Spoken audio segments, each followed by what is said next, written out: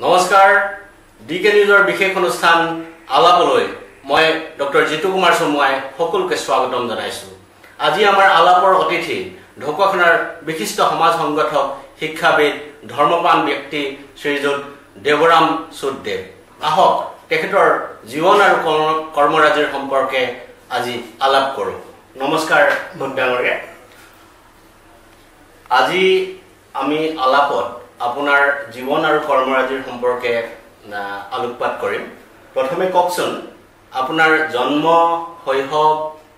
আৰু শিক্ষা জীৱনৰ বিষয়ে। আপোনাৰ জন্ম ক'ত হ'ল? মোৰ মেট্ৰিকুলেশ্যন চাৰ্টিফিকেট কৰি মোৰ জন্ম 1941 চনৰ 1 জুনত হয় আৰু জন্মস্থান ঢকুৱাখানা ঘাইগাঁও। তাৰপিছত আপুনি শিক্ষা জীৱন প্ৰথমে ক'ত আৰম্ভ কৰিলে ছাৰ? 1946 চনত মই ঢকুৱাখানা চৰকাৰী মজলীয়া স্কুলত নামভৰ্তি কৰিলে। তেতিয়া কমান শ্ৰেণীত লগাইছিলোঁ। ছমহীয়া পৰীক্ষাত ভাল হোৱাৰ কাৰণে ক শ্ৰেণীলৈ মোক প্ৰমোচন কৰিলে আৰু ক শ্ৰেণীৰ পৰা 47 চনত প্ৰথম হৈ পেলাই প্ৰথম শ্ৰেণীলৈ প্ৰমোচন পালোঁ। সেই বছৰে আমাৰ দেশে স্বাধীনতা পোৱাৰ কাৰণে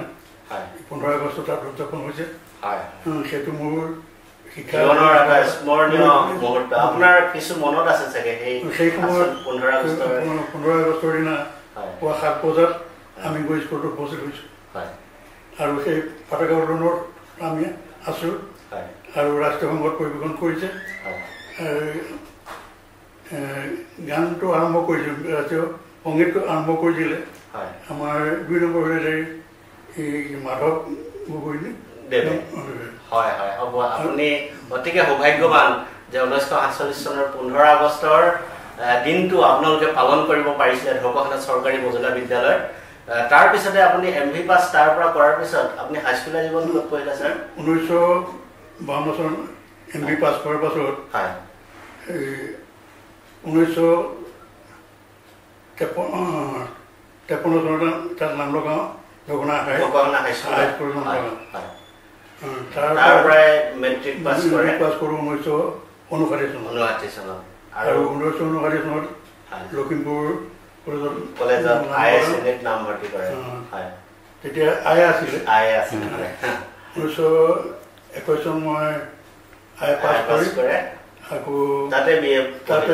পুনৰ BA তাৰ পৰাই আপুনি BA পাছ 1961 চনত মই BA পাছ 1963 চনত ছাৰে BA পাছ কৰিলে নৰ্থ লখিমপুৰ মহাবিদ্যালয়ৰ পৰা। তাৰপিছতে আপোনাৰ চাগে ছাৰ চাকৰি জীৱনৰ আগষ্ট মাহত ৰিজাল্ট ওলালে আৰু ছেপ্টেম্বৰ মাহত মোক হাইস্কুলৰ তেতিয়া হাইস্কুল আছিলে। তেতিয়া যুটীয়া সম্পাদক এজন আহি তেখেতৰ নাম আছিল জগতচন্দ্ৰ দত্ত বৰা।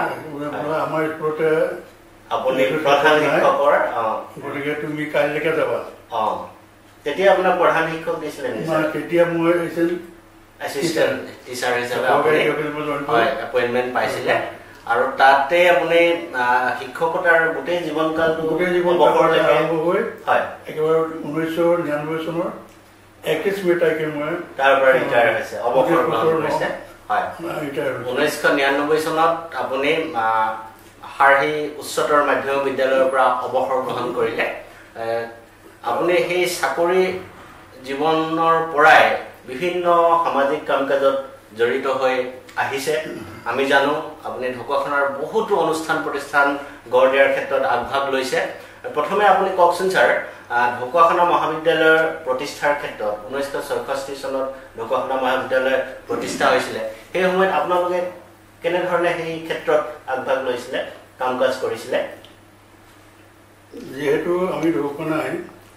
লখিমপুৰ কলেজ পাতিছিলোঁ, নৰ্থ বেংক কিন্তু আমাৰ যিখিনি দুখীয়া মানুহ এইখিনি ল'ৰা ছোৱালী পঢ়িবৰ কাৰণে ঘৰতে ভাত খাই গৈ পঢ়িবলৈ সময় ছাতি থাকিব। মহাবিদ্যালয় তেতিয়া আমাৰ এই উত্তৰ পাৰৰ প্ৰথম মহাবিদ্যালয় আছিলে ছাৰ। তাৰ প্ৰতিষ্ঠাৰ লগতো আপুনি আমি জড়িত আছিলোঁ। কথাটো হ'ল আমি ঢকুৱাখানাৰ মানুহে গ্ৰামৰ সকলে সৈতে লগ লাগি হয় য'তে ত'তে ঢকুৱাখানাতে হওক বা গ্ৰামতে অনুষ্ঠান প্ৰতিষ্ঠান গঢ় দিছে 9 তাৰিখে মানে এই বেঙানগড় ফটো বিচাৰিছিলে এই বিতৰ্কত থকা স্বত্তেও আমাৰ ঢকুৱাখানাই এই নৰ্থ বেংক কলেজ স্থাপন হোৱাত আমি সহযোগ কৰিছিলে হয় তাৰপিছতে আপুনি ঢকুৱাখানাত যেতিয়া আমি দেখিলোঁ ঢকুৱাখানাত এই গৰীব মানুহসকলৰ পঢ়িবৰ কাৰণে বিশেষ ব্যৱস্থা গতিকে আমি আৰু অন্য কলেজৰ কথা মানুহে এতিয়া নিজৰ ঠাইত কলেজ বনাব পাৰে নহয় এইটো 45 চনত 1945 চনত এই কথাটো লৈ পেলাই আলোচনা হৈছে আৰু 1940 চনত ৰাজহুৱা মিটিং পাতি নিৰ্মাণ সমিতি পাতি আৰু পৰিচালনা সমিতি পাতি আমি আৰম্ভ কৰিলোঁ এই পৰিচালনা সমিতিৰ প্ৰথম সম্পাদক আপুনি আছিলে প্ৰথম সম্পাদক আছিলে আমাৰ জগতচন্দ্ৰ দত্ত যুটীয়া সহকাৰী সম্পাদক আপুনি মই আছিলোঁ আৰু আমাৰ প্ৰহ্লাদ চন্দ্ৰ গোহাঁইদেৱ আছিলে প্ৰহ্লাদ গোহাঁইদেৱ আছিলে সভাপতি কোন আছিল সভাপতি আছিলে এতিয়া কুলনাথ গগৈদেৱ গতিকে তাৰপিছত ঢকুৱাখানা মহাবিদ্যালয়ৰ প্ৰতিষ্ঠাৰ যি পৰিচালনা সমিতি গঠন কৰি আপোনালোকে প্ৰথম কাম কাজ অকণমান আভাস এটা দিয়কচোন ছাৰ সেই সময়ত সমস্যা হৈছিল ছাত্ৰ সংঘ কৰা কাৰণ আমাৰ অলপ সময়টো দেৰি হৈ গৈছিল কিছুমান ছাত্ৰ অন্যান্য এডমিশ্যন কৰিছিলে দ্বিতীয়টো আছিলে এটা ঘৰ তৃতীয়টো লাগে আৰু প্ৰধান আছিলে পুঁজি এই চিন্তাৰ কাৰণে আমি জনসাধাৰণৰ ওচৰত চাপিব লগা হৈছিলে আৰু ঘৰৰ কাৰণে তেতিয়া আমি আমাৰ ঢকুৱাখানা হাইস্কুলৰ প্ৰধান শিক্ষকক অনুৰোধ কৰি পেলাই আমি ঘৰ সঁচাইভাৱে ৰাতিপুৱা চলাবৰ কাৰণে প্ৰথম আমাৰ ঢকুৱাখানা হায়াৰ ছেকেণ্ডেৰীতে ক্লাছবোৰ আৰম্ভ কৰিছিলে তেতিয়া ইয়াৰ প্ৰধান শিক্ষক কোন আছিলে ছাৰ তেতিয়া দ্ৰোণকান্ত ফুকন ছাৰ আছিলে আৰু ইংৰাজী বিষয়টো তেখেতে পঢ়াইছিলে মানে ইংৰাজী শিক্ষক আহি আমি এজন লেকচাৰ হোৱালৈকে তেখেতে চলাই আছিল গতিকে এই 1964 চনত প্ৰথম ঢকুৱাখানা উচ্চতৰ মাধ্যমিক বিদ্যালয়তে ঢকুৱাখানা মহাবিদ্যালয়ৰ পাঠদান আৰম্ভ হ'ল তাৰপিছত এই এতিয়া বৰ্তমান যি স্থানত আছে তালৈ কেতিয়া মানে গ'ল ইয়াৰ পাছত আমি ঢকুৱাখানা হায়াৰ ছেকেণ্ডেৰীৰ পৰা পাব্লিক হল বুলি এতিয়া যিটো গণেশগুৰি পাতিছে সেয়াৰ বাহিৰে সৈতে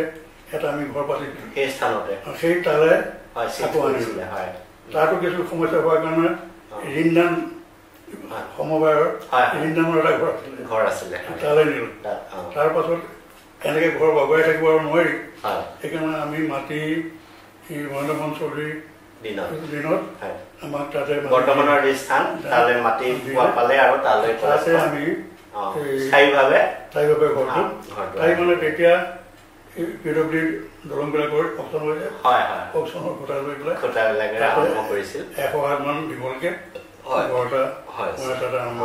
গতিকে তেনেধৰণে সেই সময়ত আমাৰ প্ৰধান সমস্যা আছিলে এই পুঁজি মাটি আৰু ঘৰ আৰু টিচাৰৰ ক্ষেত্ৰতো যথেষ্ট অসুবিধা এটা আছিলে আমাৰ ইংৰাজীৰ বিশেষ অসুবিধা হৈছিলে আমাৰ চটাপুৰাম তাইত আহি কিছুদিন ইয়াত থাকিলে কোনো চাকৰি পোৱালৈকে সেই সময়ত কিছুদিন শেষ হৈছিলে তাৰপাছত আহিলে আৰু দেৱপ্ৰসাদ গগৈ লখিমপুৰৰ তেখেতৰ যোৱাৰ পাছত ইজন সিজনকৈ আহিলে আৰু তেতিয়া সমস্যা অকণমান কমিল আমি প্ৰথমবাৰ আমি চৰকাৰৰ অনুমোদন লোৱাৰ ক্ষেত্ৰত ইউনিভাৰ্চিটি পোৱাৰ ক্ষেত্ৰত আমাৰ কিছুমান সমস্যা হৈছিল ইউনিভাৰ্চিটি বাৰে বাৰে আমাক কলেজটো নাপাতিবলৈ নৰ্থ বেংকৰ লগত জইন কৰিবলৈ বাৰে কৈছিলে কিন্তু তাক আপোনালোকে হাৰ মনা নাছিলে মনা নাই আমি তাত বহিছিলোঁ আৰু সেই সময়ত ৰকিব প্ৰসাদ গোস্বামী আছিলে ৰেক্টৰ ৰেক্টৰেতো আমাক একদম মানে নাপাতিবলৈ কৈছিলে আমি কোনো ল'ৰাক অনুমতি নিদিলোঁ আমি কেৱল ক'লোঁ যে আপুনি ডিব্ৰুগড় ইউনিভাৰ্চিটিখন চৰকাৰৰ লগত যুঁজি পাতিছে আৰু আমি ঢকুৱাখানা কলেজখন বহুত ভাল কথা গতিকে আপোনালোকে ইমান কষ্ট আৰু ত্যাগেৰে ঢকুৱাখানা মহাবিদ্যালয় প্ৰতিষ্ঠা কৰিলে আৰু এতিয়া অসমৰ ভিতৰতে এখন জাকত জিলিকা কলেজলৈ পৰিণত হ'ল সেইটোৱে আমাৰ অতি আনন্দ হয় ধন্যবাদ জনাইছোঁ ছাৰ আপোনাৰ এই ক্ষণত তাৰ পিছতে আমি জানো ঢকুৱাখানা নৰ্মাল স্কুলৰ প্ৰতিষ্ঠাৰ ক্ষেত্ৰতো আপুনি যথেষ্ট আগভাগ লৈছিলে ৰাজহুৱাকে মিটিংখন পাতি আৰম্ভ কৰোঁ আৰু আজি নৰ্মাল স্কুল চৰকাৰীকৃত হ'ল এতিয়া আমি দেখি খুব আনন্দিত আমাৰ শিক্ষাগুৰুসকলে ট্ৰেইনিং ল'বলৈ এটা সুবিধা পালে আমি জানো যে আপুনি প্ৰথম পৰিচালনা সমিতিৰ সম্পাদক আছিলে আৰু সভাপতি আছিলে সতীশ চন্দ্ৰ গগৈদেৱ আছিলে আৰু তেখেতে প্ৰথম তেখেতক আমি অধ্যক্ষ দায়িত্ব পাইছিলে তেখেতৰ বহু কামৰ হোৱাৰ কাৰণে মোক প্ৰিন্সিপাল আপোনাকে দিছিলে সতীশ চন্দ্ৰ গগৈ ছাৰ আৰু মোক স্থায়ীভাৱে দিছিলে এপইণ্টমেণ্ট কিন্তু মই এইটো চাকৰি এৰি পেলাই তেতিয়া আপুনি হাৰহি উচ্চতৰ মাধ্যমিক বিদ্যালয়ত গৰিয়া আছিলে তাৰোপৰি ঢকুৱাখানা নৰ্মাল স্কুলৰ অধ্যক্ষৰ কাম কাজ চলাব লগা হৈছিলে গতিকে আপুনি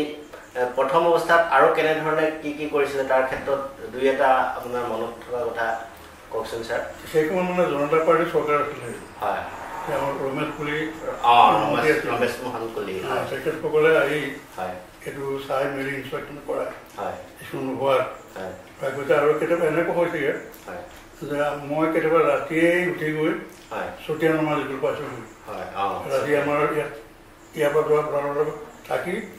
পিছদিনা প্ৰিন্সিপালৰ লগত কথা পাতি কি কৰিব লাগিব কামখিনি মানে চতিয়া যি নৰ্মাল স্কুল তাৰ পৰা কিছু আপোনালোকে সহায় লৈছিলে বহুত কষ্ট কৰিছিলে সেই সময়ত যাতায়াতৰ ব্যৱস্থাটো ইমান অনুকূল নাছিলে গতিকে আমাক সহায় কৰিলে মই দুলাল বৰুৱাদেৱ সহায় কৰাৰ ফলত মানে বিহপুৰীয়া সমষ্টিৰ বিধায়ক প্ৰেমধৰ বৰাদেৱ গতিকে আমি জনসাধাৰণৰ সহায় ঢকুৱাখানা কলেজ পাতিও পাইছোঁ আৰু নৰ্মাল স্কুলটো পাইছোঁ বিশেষকৈ আমাৰ LP স্কুলৰ পৰা আৰম্ভ কৰি শিক্ষানুষ্ঠানবিলাকৰ যি কৰ্মচাৰী আৰু অন্যান্য বিভাগত কৰি থকা কৰ্মচাৰীসকলৰ যিটো আৰ্থিক সাহায্য সেইটো আমাক যথেষ্ট উৎসাহিত কৰিছিল আৰু এই সময়ত ঢকুৱাখানাৰ বিভিন্ন গাঁৱৰ ব্যক্তিও চাগে সহযোগিতা আগবঢ়াই দেখে বা সকলো ব্যক্তিয়ে কেতিয়াবা কায়িকভাৱে কেতিয়াবা মানসিকভাৱে কেতিয়াবা আমাক উৎসাহ দিছে এনেকুৱা ধৰণৰ মনত থকা কথা আছে নেকি এনেকে মনত থকা কথা সৰু সৰু ব্যক্তিয়ে যি দান দি পিনি পুণ্য কৰা এনেকে আমাৰ কলেজ পাতোতে হাতী জালভাৰীৰ এজন পণ্ডিত নামটো মই দেখা হৈছোঁ তেখেতে সেই মৰ্ণিঙৰ চলতে সাজপুতক কিনগুৰি টকা 5টা ইয়াৰ পৰা গতিকে সেই সময়ৰ 5 টকা সেই ধৰক তেতিয়া নৰ্মাল ঢকুৱাখানা কলেজ প্ৰতিষ্ঠা হয়তো তেখেতৰ ওচৰত 500 টকা থাকিলে 500 টকা দিলে কিন্তু 5 টকাই আছিলে কলেজটো হওক সেইকাৰণে মই তেনেকৈ মানুহ ঢেৰ আছে গতিকে আমি আৰু বিউটিৰ পৰা মানুহ হয় সেইটো থাকিবই প্ৰতিটো ভাল অনুষ্ঠানৰ সপক্ষে বিপক্ষে আমি 99 জনৰ সহায় সহযোগ পাইছিলে হয় গতিকে আমি আজি প্ৰথম খণ্ডত ছাৰৰ জীৱনৰ বিভিন্ন কথা যেনে শিক্ষা কৰ্মজীৱন আৰু ঢকুৱাখানা নৰ্মাল স্কুল প্ৰতিষ্ঠা ঢকুৱাখানা মহাবিদ্যালয় প্ৰতিষ্ঠা এই কথাবিলাক পাতিলোঁ গতিকে আমাৰ নিৰ্ধাৰিত সময় শেষ হৈছে প্ৰথম খণ্ডৰ আমি ইমানতে সামৰণি পেলাব লাগিব দ্বিতীয় খণ্ডত পুনৰ লগ পোৱাৰ প্ৰতিশ্ৰুতিৰে আজিৰ প্ৰথম খণ্ডটিৰ পৰা আমি বিদায় লৈছোঁ নমস্কাৰ